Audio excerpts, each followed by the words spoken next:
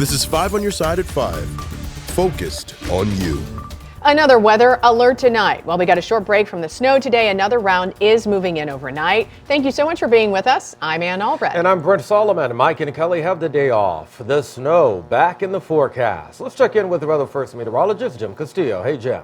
Yeah, hi guys. So we're going to do this again. It's acting just like the last system, which we didn't have too many issues with it. And the reason why, the high today, 45 degrees. And yes, some snow showers are back in the forecast, and they'll last throughout the night tonight. And already the weather Doppler radar here is picking up a little bit of snow and probably a rain mix. But look at the temperatures up here around Lincoln County, Pike County, and also Greene County, Illinois, in the upper 30s and low 40s. So very much above that freezing mark. No major issues with any of that moisture now. There's a winter weather advisory, northern Illinois, and to also portions of Iowa. Nothing around us, not expecting any major travel issues, but we're watching that radar from 6 p.m. tonight through noon tomorrow. Temperatures are, believe it or not, expected to be above that freezing mark. In fact, even by morning around the St. Louis area. But light rain first with a little bit of snow mixing in with that, and then just light snow showers through the morning hours.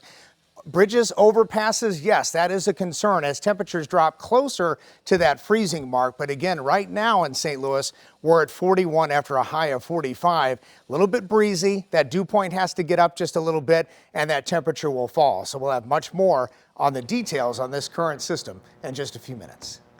We reached out to MoDOT and IDOT about their plans for overnight snow. IDOT telling us the treatment was put down this morning on bridges and roads. Trucks will be out again around 8 to 9 tonight. MoDOT crews have been out since Wednesday and will continue to be out through tomorrow. You can get our Weather First forecast by texting the word weather to 314-425-5355. Well, tonight, a St. Louis mother of four is now found after her ex-boyfriend confessed to killing her. For more than a week, family has been looking for 29-year-old Markeisha Williams. Today, Illinois State Police brought some closure. Our Justina Cornell joins us in studio. Justina. Yeah, so just a few hours ago, Illinois State Police confirmed they located a deceased woman, and she's been identified as Markeisha Williams. Now, this is after days of searching, and her family said she was found in northern Illinois near Chicago. Just yesterday, the St. Louis County Prosecuting Attorney's Office announced charges for 31-year-old Trenton Ivy with first-degree murder.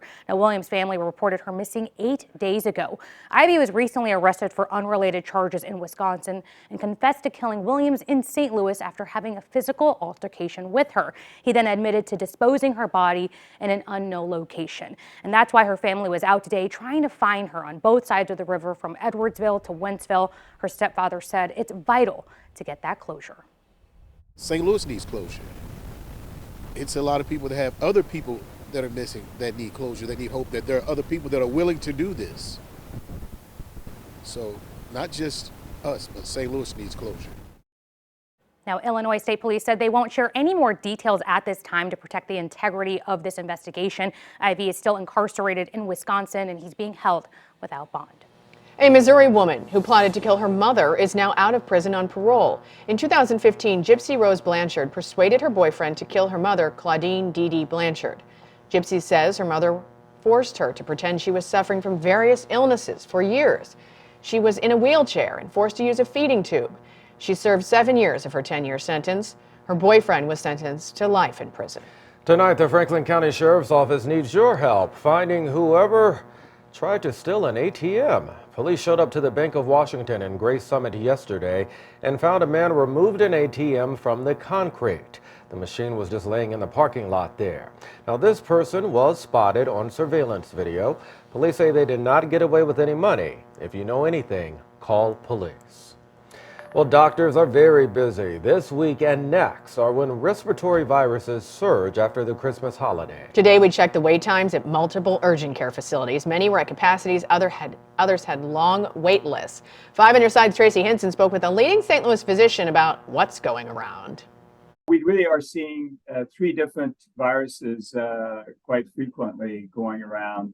Even if you are not a medical professional, you can probably name them. We have COVID and we have the RSV as well as influenza. They're all co-circulating in the community right now.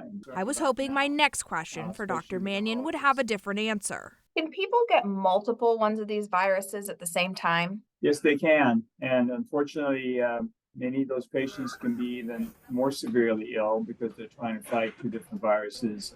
If you are worried that going to see the doctor could get you sick with something else, Dr. Mannion says that can happen. You have to always look at the benefits and the risk. I think the risk is still very low. If you have a reason to see a physician, that reason usually is of greater importance than the risk of getting something when you go see them. If you are on the fence about going in, Dr. Mannion says go in if you are unable to keep anything down, have persistent fevers, or shortness of breath. The best way to avoid getting sick is to wear a mask and practice good hand hygiene. Tracy Hinson, 5 on your side.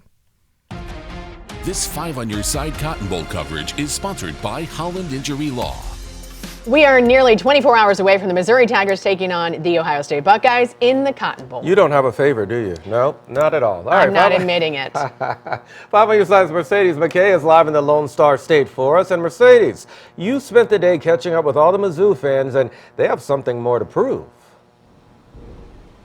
Brent, you got that right. And Mizzou is slowly starting to take over here. Mizzou fans here are pumped. Black and gold is beginning to take over Arlington, Texas, around AT&T Stadium. And earlier today, I was able to catch up with fans as they traveled from all over to cheer on their Tigers. Right now, a lot of those fans are actually just across the street from me at the Goodyear Huddle Up Fan Fest in the Miller Lighthouse, which is around AT&T Stadium. The Fan Fest is an annual tradition to get people fired up for the 88th Cotton Bowl Classic. Now, it's a 2-day free family-friendly event that's filled with everything from interactive games to giveaways, food trucks, kids play zones, photo ops, and much more. I was able to speak with father and son duo Dennis and Drew DeRue, who came in from Chicago and Colorado to cheer on the Tigers. They've been Mizzou fans their whole entire life and talked about how special this year's team is. Unbelievable. I mean, at the start of the year, all the question marks, I mean, it was kind of a make or break year for everyone, and then to have the year we did. I mean, I got 3 noise complaints this year in my apartment strictly from Mizzou games. It was such an unknown this season going into the year, and then just everything fell into place, and just the excitement, literally every single game.